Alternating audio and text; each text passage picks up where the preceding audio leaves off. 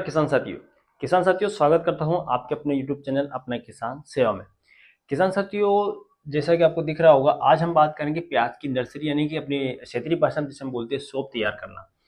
तो जब आपकी प्याज की नर्सरी 15 से 20 दिन की अवस्था पे होती है, 15 से 20 दिन की अवस्था पे होती है, हमें किन किन बातों का ध्यान रखना है, हमें क्या क्या मैनेजमेंट उसमें करना चाहिए, कौन सी केमिकल्स का उपयोग करें ताकि वो समस्याओं को निवारण कर सके, क्या पोषक तत्व प्रबंधन रखना है अच्छे विकास के लिए, सारी चीज़ों के बारे में हम आज इस वीडियो के माध्यम से बात करेंगे। तो वीडियो को आखिर तक जरूर देखिए। तो किसान साथियों, सबसे पहले बात करते हैं प्याज की नर्सरी के ऊपर। ये प्याज की नर्सरी आपने जो है अभी खरीफ सीजन में, खरीफ मौसम में तैयार करी है, ठीक है। अब इसकी अवस्था जब 15 से 20 दिन की हो जाती है, इसमें हमें बहुत सारी चीज़ों की जो है हमें क्या बोलते हैं कि ध्यान रखने की आवश्यकता होती है। कई चीज़ें जिसमें समस्या अपन को देखने को मिलती है। 15 से 20 दिन पहले की समस्या में 2-3 चीज़ समस्या आती है। एक तो खरपतवार की, मेनली तो खरपतवार की होती है। और इस समय अपन क्या कर सकते हैं, निंदाई गुड़ाई के माध्यम से, निंदाई गुड़ाई के माध्यम से खरपतवार नियंत्रण आप कर सकते हैं। जब 15 से 20 दिन की स्टेज पे आ जाती है तो इसमें कुछ समस्याएं देखने को अपन को मिलती है। जब आपके नर्सरी के पौधे, जो प्याज के पौधे होते हैं नर्सरी में, नर्सरी स्टेज में, तो उसमें सबसे बड़ी समस्या जो होती है वो होती है रोग एवं कीट की। रोग की अगर सबसे पहले हम बात करें तो इसमें एक रोग, जो भयंकर रोग, जो काफ़ी जल्दी जो है फैलता है, वो रोग इस अवस्था में, जो नर्सरी अवस्था में होती है, वो काफ़ी जो है पौधों को ही खराब कर देता है, आपकी नर्सरी को खराब कर देता है, आपके पौधे को खराब कर देता है। उस रोग के बारे में बात कर लेते हैं। उस रोग का नाम है पिथियम, पिथियम रूट रोट। किसान साथियों, एक फंगस जनित रोग है, फंगस जनित रोग होता है पिथियम रूट रोट की। अगर बात करें तो किसान साथियों, इसको अपन प्री इमरजेंस डैम्पिंग ऑफ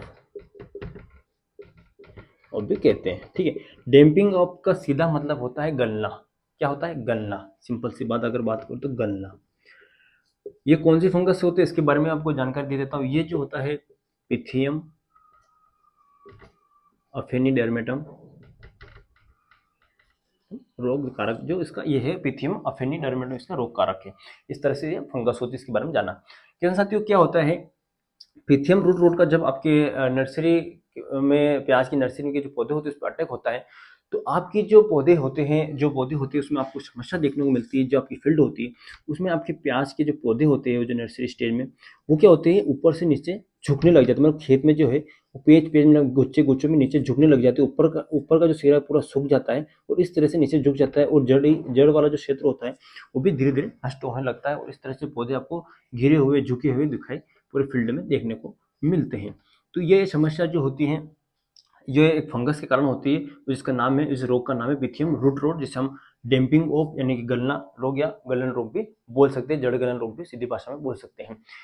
तो क्या होता है कि ये समस्या वहां देखने को सबसे मिलती है। इसका कारण क्या है? इस समस्या का कारण, सबसे कारण होता है, ये जो फंगस होती है, जहाँ पे सबसे ज्यादा नमी का स्तर होता है या जल भराव का स्तर जब हम बोल सकते हैं, वहाँ इसका प्रकोप आपको बहुत ज़्यादा देखने को मिलेगा। जहाँ नमी ज़्यादा होगी, जहाँ जल भराव की समस्या सबसे ज़्यादा होगी, वहाँ पर ये पिथियम रूट रोट फंगस यानी पिथियम अफिनिडर्मेटम जो फंगस होती है, वो आपको प्रकोप देखने को मिलेगा। और ये आपके पौधों को प्रभावित करेगी। और प्रभावित लक्षण अपन बात कर लेते हैं, पौधों में क्या क्या लक्षण आपको देखने को मिलेंगे। पहला लक्षण तो ये है कि आप जब फील्ड अप देखोगे दूर से, तो उसकी जो नोक है, इस तरह की जो नोक होती है वो पूरी सूखी हुई दिखेगी, वो पौधा लटका हुआ दिखेगा। जब आप पौधे को उठाते हो, अगर आप इसका एक हिस्सा पकड़ के खींचते हैं, तो जड़ वाला क्षेत्र बिल्कुल नष्ट हो जाने की वजह से पौधा आसानी से उखड़ जाता है, यानी खिंच जाता है। उसके बाद आपको इसके तने को, पत्ती वगैरह को दबाते हैं, तो इसमें क्या होता है, सॉफ्टनेस आ जाती है, सॉफ्ट हो जाता है, आसानी से क्या हो जाएगा, दबने लग जाएगा, सॉफ्ट हो जाएगा ये। तो इस तरह से इसमें समस्या आती है, गलने की समस्या अपन बोल सकते हैं। वो इसका कारण है, ये पिथियम रूट रोट एक फंगस होती है। एक्चुअल में ये अगर कहा जाए, ऊपरी तौर पर अपन इसको फंगस बोल देते हैं, पर एक्चुअल में फंगस नहीं है, एक ये सूडो फंगस होती है। ये इसके डिटेल में अपन नहीं जाएंगे, कहने का मतलब ये झूठी फंगस है, इसको फंगस की तरह दिखती है, एक्चुअल में फंगस नहीं है, पर अपन इसकी डिटेल में जाएंगे, इतना मानते हैं कि ये फंगस है, और फंगस के कारण ये पिथियम एपिडर्म होता है। और इसका प्रकोप मेनली किस क्षेत्र में देखा जाता है? जड़ वाले क्षेत्र में। जड़ वाले क्षेत्र में देखा जाता है, ये मिट्टी पानी में नमी वाले स्तर पर ज्यादा प्रकोप देखने को मिलता है। अब बात करते हैं लक्षण की, बात कर ली कि पौधा किस तरह से सिम्टम शो करेगा। आप देखेंगे कि पौधा जो पूरा झुक जाएगा, गुच्छे गुच्छे में आपको पौधे गिरे हुए दिखेंगे। दूसरी चीज़, आप इसको तने वगैरह को दबाएंगे तो उसमें सॉफ्टनेस आ जाएगी, खींचेंगे तो आसानी से खींच जाएगा इस तरह से। सबसे बड़ी प्री इमरजेंसी, मतलब बहुत छोटी अवस्था में होता है, जब नर्सरी अवस्था में होता है तब इसमें देखने को मिलता है पौधे गलने लग जाते हैं। रोग के बारे में बात कर ली, रोग क्या है, रोग का कारण क्या है वो जान लिया, लक्षण जान लिए। अब सबसे महत्वपूर्ण चीज आती है, इसका अपन निवारण कैसे करें। अगर ये रोग अपने खेत में है तो इसका निवारण कैसे करें। तो किसान साथियों, इसका निवारण करने के लिए आपको एक सिस्टेमेटिक फंजीसाइड का यूज करना पड़ेगा। मैं बात कर रहा हूँ यहाँ पर सिस्टेमेटिक फंजीसाइड की। सिस्टेमेटिक फंजीसाइड से ही ये पिथियम रूट रोड जो है ये कंट्रोल होगा, और इसका कंट्रोल तभी होगा जब आप कोई भी अगर केमिकल अगर यूज करते हो, उस केमिकल को उसके रूट जोन में, यानी कि जड़ वाले क्षेत्र में आप देते हो, तब इसका जो है इफेक्टिव कंट्रोल होगा। अगर अच्छा कंट्रोल चाहिए उसको रूट वाले क्षेत्र में ही उपयोग करें।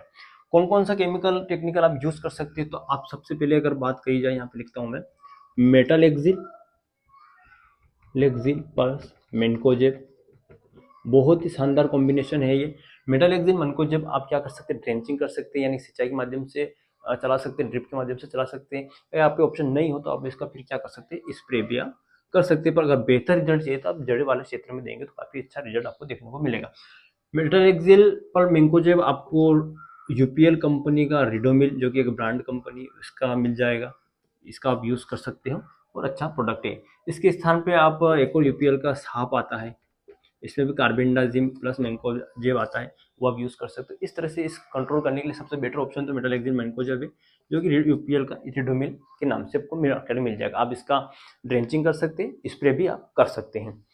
तो यहाँ पर अपने रोग के बारे में जान लिया कि कौन सा रोग अभी इस स्टेज में आपको 15 से 20 दिन वाले स्टेज पे परेशान करेगा, क्या कारण है, क्या निवारण है, सारी बातें कर ली। अब बात कर लेते हैं यहाँ पर कीट की। इस अवस्था में कीटों का प्रकोप भी आपको देखने को मिलेगा, खास कर रस चूसक कीट का। रस चूसक कीट के लिए आप क्या कर सकते हैं, इंसेक्टिसाइड का यूज कर सकते हैं, जिसमें आता है मेनली तो इमिडाक्लोरोपिड, दूसरा थायोमिथोक्सम। ये खास कर क्या होते हैं, रस चूसक कीटों के लिए काफी प्रभावी है। तो इसमें से कोई सा भी एक टेक्निकल आप यूज कर सकते हैं, कॉम्बिनेशन वाला यूज कर सकते हैं। इसकी मात्रा भी आप क्या कर सकते हैं, ले सकते हैं आप स्प्रे में, ताकि जो रस चूसक कीट हो कंट्रोल हो सके। तीसरी बात आती है किसान साथियों, पोषक तत्व। इस अवस्था में जब पौधा 15 से 20 दिन की अवस्था में कौन से पोषक तत्व उसमें अपन दें, ताकि पौधा अच्छे से वृद्धि विकास अपना कर पाए। किसान साथियों, कोई सा भी पौधा हो, जब उसकी शुरुआती अवस्था में होता है तो उसमें मेनली जो पोषक तत्व की आवश्यकता होती है वो होता है NPK, नाइट्रोजन, फास्फोरस और पोटास। इन 3 पोषक तत्वों की आवश्यकता पौधे को शुरुआती अवस्था में काफी होती है। नाइट्रोजन उसकी वानस्पतिक वृद्धि का काम करता है, फास्फोरस उसके जड़ विकास का काम करता है, पोटास उसके रोग प्रतिरोधक क्षमता बढ़ाने का काम करता है, और अन्य चीजें इसकी होती है, एंजाइम सिक्रेशन वगैरह जो है इसकी प्रोसेस में होता है। शुरुआती अवस्था में अपन को एनपीके का संतुलन बनाने की आवश्यकता है। तो इसके लिए आप क्या कर सकते हैं कि एनपीके 19-19-19 का स्प्रे ले सकते हैं इस अवस्था पे। इसकी मात्रा की अगर बात करें तो 1% का सोल्यूशन बना सकते हैं, यानी कि 10 ग्राम पर लीटर वाटर के साथ इसका सोल्यूशन आप बना के इसको स्प्रे कर सकते हैं। तो किसान साथियों, यहाँ हमने मेनली किस चीज़ की बात कर ली है कि जब आपकी प्याज की नर्सरी 15 से 20 दिन की अवस्था पे हो, तो उसमें 2 समस्या आपको देखने को मिलेगी। सबसे पहले रोग की समस्या, जो सबसे भयंकर अभी फैल रहा है, पिथियम रूट रोट। क्या है, फंगस है, इसको क्या बोलते हैं, डंपिंगा बोलते हैं। कहाँ फैलता है, जहाँ नमी का स्तर ज़्यादा हो, जल भराव की समस्या ज़्यादा हो। क्या लक्षण है कि पौधे आपको क्या हुए, झुके हुए दिखाई देंगे, जड़ वाला क्षेत्र सड़ा सड़ा सा दिखाई देगा आपको, सॉफ्टनेस आ जाएगी, ठीक है, पेच पेच में पौधे गिरे हुए दिखने लगेंगे आपको, मतलब गलन आ जाएगी एक तरह से। ये अपने समय निवारण देखा क्या कर सकते हैं, तो मेटालेक्सिल मैंको जब काफी अच्छा अपने पास ऑप्शन है इसको कंट्रोल करने के लिए, तो आप रिडोमिल गोल्ड ले सकते हैं। कीट की अगर बात करें तो कीट में रस चूसक कीटों का प्रकोप हो सकता है, तो उसके लिए आप क्या कर सकते हैं, जिसकी थ्रिप्स एफिड के लिए क्या कर सकते हैं, इमिडाक्लोप्रिड हो गया, थाइमेथोक्सोम वगैरह, तो टेक्निकल आते हैं, इनको अपन स्प्रे में यूज कर सकते हैं। पोषक तत्व प्रबंधन क्यों करना चाहिए कि बेहतर विकास दे सके अच्छा सा, तो इसके लिए अपन क्या करें, बैलेंस न्यूट्रिएंट यूज कर सकते हैं, नाइट्रोजन, फास्फोरस और पोटास, क्योंकि शुरुआती अवस्था में पौधा है तो इन 3 पोषक तत्वों की पूर्ति आप पौधे में कर दीजिए। कितना नहीं तो 1% का गोल ले सकते हैं। तो इस तरह से किसान साथियों, हमने यहाँ पर क्या किया, जब फसल जो नर्सरी के पौधे हैं आपके 15 से 20 दिन की नर्सरी हो प्याज की, तब इस तरह से अगर आप प्रबंधन बना के रखते हैं, चीज़ों का मैनेज करके रखते हैं, तो आपके पौधे खराब होने से बचेंगे, अच्छी ग्रोथ भी कर पाएंगे। तो आप इस तरह से चीज़ें आप कर सकते हैं। तो यहाँ पे एक शॉर्ट में आपको बता देता हूँ। आप एक फंजीसाइड लें इस अवस्था पे। फंजीसाइड में आप मेटालेक्सिल लें प्लस मैंकोजेब, रिडोमिल ले सकते हैं, अच्छा ऑप्शन है।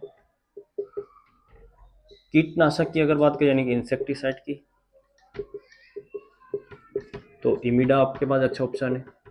थाइमेथॉक्सोन आपके पास अच्छा ऑप्शन है। इनमें से कोई सा भी ले सकते हैं।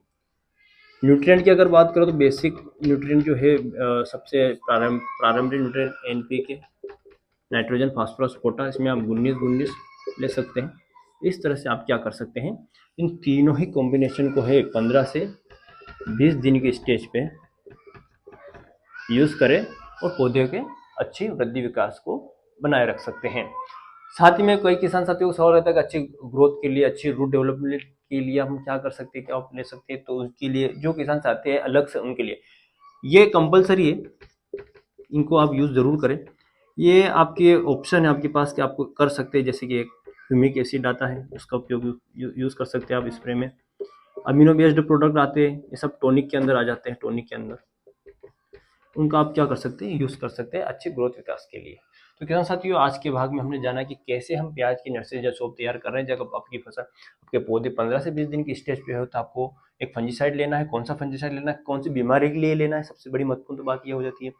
दस चूसे कीटों का अटैक होता है, कौन सा इंसेक्टिसाइड टेक्निक आप यूज़ करें, और न्यूट्रिएंट कौन सा लें, इनपी गुण, इनका आप जो है स्प्रे ले सकते हैं। और मेनली अगर कहा जाए, अगर इस रोग को अच्छे से कंट्रोल करना है, अच्छा बेटर रिजल्ट लेना है, तो आप रूट जोन में यूज़ करें किसका, स्पेशली फंजीसाइड का।